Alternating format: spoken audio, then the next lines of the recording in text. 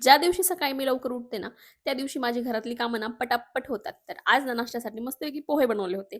त्यानंतर ना दुपारच्या जेवणासाठी चपाती बनवली होती. भाजी तर मी आधीच बनवून ठेवली होती. मागच्या ब्लॉगला ना तुम्ही सगळ्यांनी चांगला रिस्पॉन्स दिलाय आणि सगळ्यात महत्त्वाची गोष्ट म्हणजे बऱ्याच जणांना माझी लाडूची रेसिपी पण पाहिजे. तर लवकरच मी तुम्हाला सांगणार आहे. पण पूर्ण रेसिपी ना आपल्या YouTube चॅनलवरती मी टाकणार आहे. जर का तुम्ही माझ्या चॅनल अजून पण सबस्क्राईब केलं नसेल ना, पटकन जाऊन सबस्क्राईब करा आणि आपल्या चॅनलची लिंक ना मी ऑलरेडी बायोमध्ये दिलेली आहे. पटकन जाऊन चेक करा. त्यानंतर स्वयंपाक झाल्यावर ना लगेच गॅस पुसायला घेतला. आता गॅसवर पाणी ओतत नाही हे मला माहिती आहे म्हणून ना मी फक्त कपड्यानेच गॅस पुसते. तुमचं याच्याबद्दल काय मत आहे? कमेंटमध्ये मला नक्की सांगा. आता किचन तर सगळं साफ केलंय, पण भांडे घासायचे अजून बाकी होते. आता भांडे माझी वाट बघतच होते. त्यांना म्हटलं आले लगेच तुमच्याकडं. बघा, झालं की नाही सगळे चकाचक लगेच. पण माझा हा आनंद ना थोड्या वेळापुरताच होता. कारण ना आमच्या ह्यांना लगेच चहा प्यायची इच्छा झाली होती.